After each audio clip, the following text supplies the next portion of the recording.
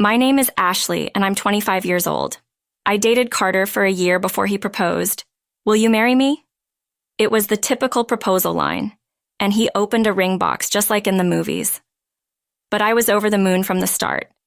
We both knew we wanted to get married. We even shared the same dream of having 2 kids, ideally a boy and a girl. We'll always work together on chores and raising our kids, Carter promised. I felt reassured and looked forward to our married life. How lucky am I to marry Ashley? Life with the one you love is the best. I think I was living half in a dream, swept up by his sweet textbook perfect words. But reality wasn't as dreamy. A sweet and comfortable life has turned into a cruel one. 6 months into our marriage, I found out I was pregnant and with twins. Seriously, a boy and a girl, fraternal twins, our dream family all at once. Carter was thrilled at first, but as my morning sickness worsened, his mood soured. "When you're always looking sick, it brings me down," he said coldly. But I really don't feel well. I felt defeated, struggling even to speak, and he didn't seem to understand. Even after the morning sickness subsided, I developed toxemia of pregnancy. I suffered from headaches, ringing in my ears, and swelling. It felt like I had no control over my own body. But whenever I mentioned it, Carter's mood worsened. Ringing ears and swelling aren't those old people problems. Maybe if you moved around more, you'd be a healthier pregnant woman. What does a healthy pregnant woman even mean? I never imagined pregnancy would be this tough. I had to take a leave from work. I felt lonely at home and wished someone was with me, but being with Carter was stressful. He was always grumpy and constantly complained. One day, a coworker brought some treats and visited. She had been kind and concerned about me since my morning sickness started. I felt at ease for the first time in a while. "I brought some cake. I figured you might not be up for hosting with how you've been feeling." Carter, who usually came home late and often worked on weekends, suddenly came home early. "I thought you had to work today." Before I could react, Carter exaggeratedly shrugged. "Well, I was worried about you, and since your friend is here, you should relax. Leave everything to me."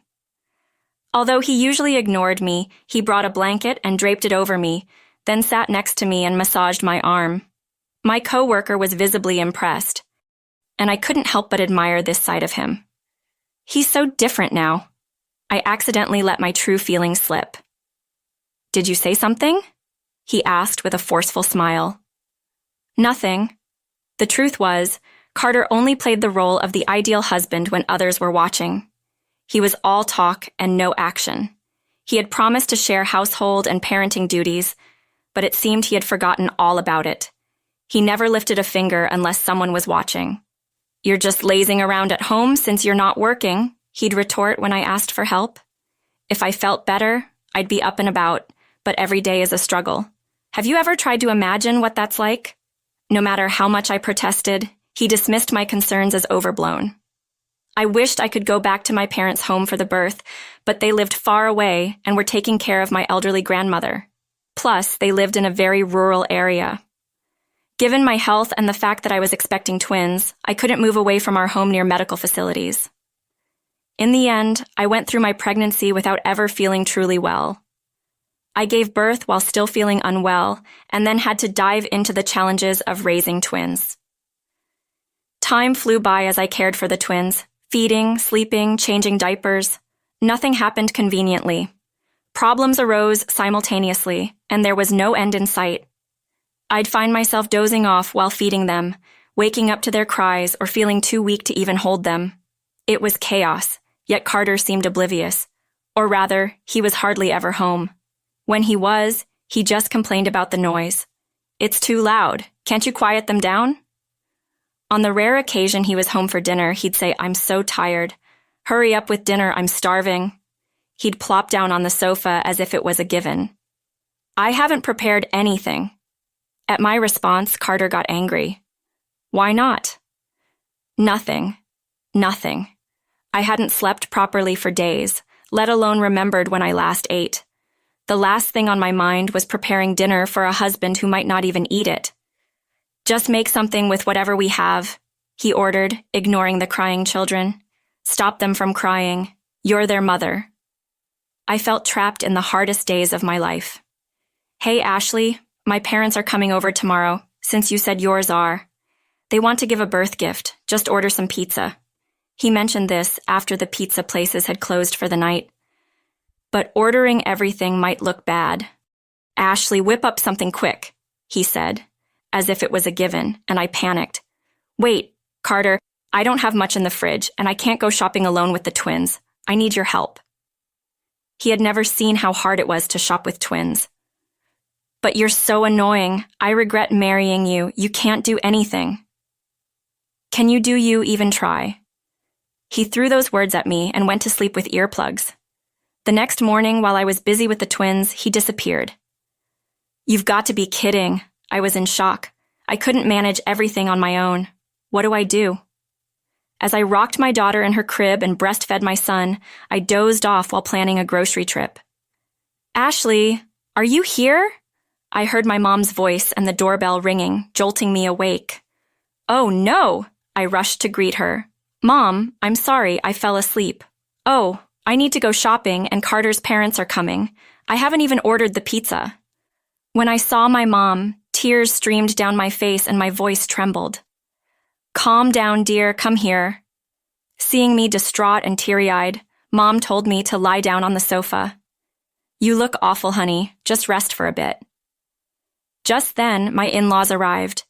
Seeing my face, my mother-in-law immediately made a phone call, looking upset. Meanwhile, my father-in-law comforted my crying daughter. Ashley, do the twins cry a lot? Carter was a big crier when he was a baby, so we were worried. With a warm smile, father-in-law comforted me while Mom began unpacking a large bag in the kitchen.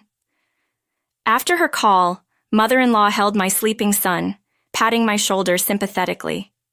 It was the first time since I'd come home from the hospital over a month ago that I had a break from the twins, housework, and Carter's constant complaints. A wave of relief washed over me, followed by overwhelming exhaustion, and tears streamed down my face. Thank you so much. By the time the delicious aroma of soup wafted from the kitchen, Carter returned home. Oh, everyone's here already. Perfect timing. Ashley, what did you make? Let's eat, he said, approaching the table. But then he frowned. Ashley, I thought you were making something fancy. This looks so plain. Where's the pizza? Didn't you order delivery? He looked around, searching for the pizza. I'm sorry, mother-in-law. We wanted to treat you to some good pizza since you came to the city. Ashley's been saying her taste is off lately, so she probably made something that doesn't taste good. He tried to play the good husband, but I was fed up. At the same time, something suddenly bubbled up from the bottom of my stomach. Carter, the person who made this tasteless food is my mom. I glared at him, catching him off guard. Carter froze. Ashley's mom is a nutritionist. She made all this low-sodium, additive-free food especially for Ashley, father-in-law said, glaring at Carter. My plain homemade food. I'm sorry it looks so poor to you, Carter. Mom sighed, while mother-in-law shot him a fiery look. Surrounded by angry stares, Carter tried to recover. I must have been mistaken. Wow, this looks so nutritious. Perfect. Of course, Mom didn't buy his insincere compliment, and it seemed to further anger my in-laws. Don't try to cover up your mistake. Where have you been all this time? What have you been doing? Father-in-law's voice was restrained, likely to avoid waking the babies, but it was stern. Well, distressed, Carter broke out in a cold sweat. From what I've heard, you barely help out with household chores or childcare. On top of that, what you did today just added more burden. Aren't you ashamed of yourself? Cornered by his father-in-law, Carter felt trapped. Well, maybe Ashley's just overthinking things. Carter tried to dodge the issue, but standing before him were his own parents who knew him inside out. What his mother-in-law placed in Carter's outstretched hand were earplugs found in the bedroom, only Carter now uses. Who on earth wears earplugs to sleep because their own child's crying is too loud? His father-in-law's eyes widened in disbelief. Wait, Dad, it's not what you think. These are for— Enough, I said. I heard it too. Carter's dismay, his father-in-law showed him a voice recorder. From it played a conversation between Carter and me from the day before. So annoying. So annoying. I really messed up. Why did I even marry someone like you? You're so useless. Do you even care? Why do you have that? Ashley, looking at me with disbelief, I explained. When I felt unwell, I'd miss instructions or forget things. You'd get mad, so since I was pregnant, I've been recording our conversations to review when I'm feeling better. Yes, severe headaches and ringing in my ears often made me distracted, but Carter disliked that. Though once my morning sickness subsided, I started recording whenever Carter began talking. As Ashley's mother, I might be biased, but seeing my daughter struggling with twins, barely eating or sleeping, and having a partner who only complains and doesn't help, it's hard to bear. I was shocked to see her today. Dark circles under her eyes, swollen face, barely able to hold her babies or walk steadily. She looks like she needs to be hospitalized. Hearing my mom's anger, a small whimper escaped from Carter's throat. "Oh, I'm sorry, I apologized. "If you're a parent, use the right words." Overwhelmed by my mom's fury, Carter couldn't speak properly. "What your mom said is right. I've already arranged for Ashley to be admitted to a hospital. I know after she has a hearty meal, you'll take her there.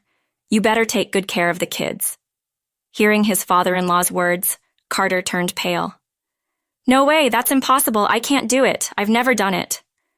Before. "Ashley, it's not that bad, right? I'll be more attentive from now on. Just stay home, okay?" Carter pleaded. But my mom cut him off. "Didn't Ashley say the same thing to you? That she's never taken care of the twins before and can't do it? That's not the same."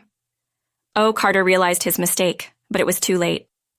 "Exactly. It's not the same, right? It's a mother's duty to care for her children. That's what you said, right?" So, who should take care of the kids while the mother is hospitalized? Like a teacher questioning a student, my mom cornered Carter. "It's me." There was no other answer he could give. "I understand you can't just take time off work, so I'll help during the day. I'll also stay overnight just in case, but you need to manage mostly on your own." "But Dad, don't whine like that. Think about it. Including your commute and breaks, you work roughly 10 hours a day. In contrast, childcare is a 24/7 job.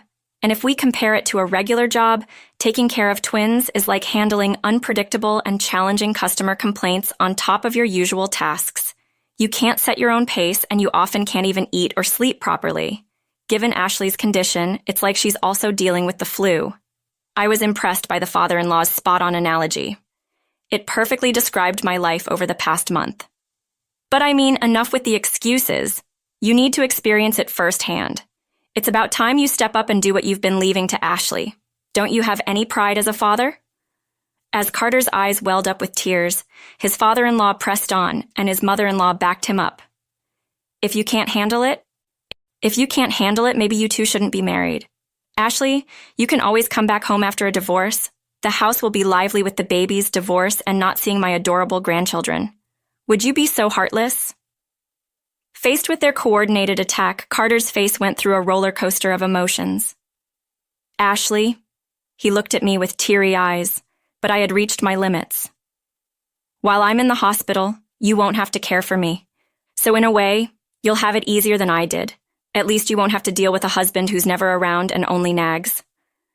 Good. Carter choked on his words, and I couldn't help but chuckle a little. Payback felt good.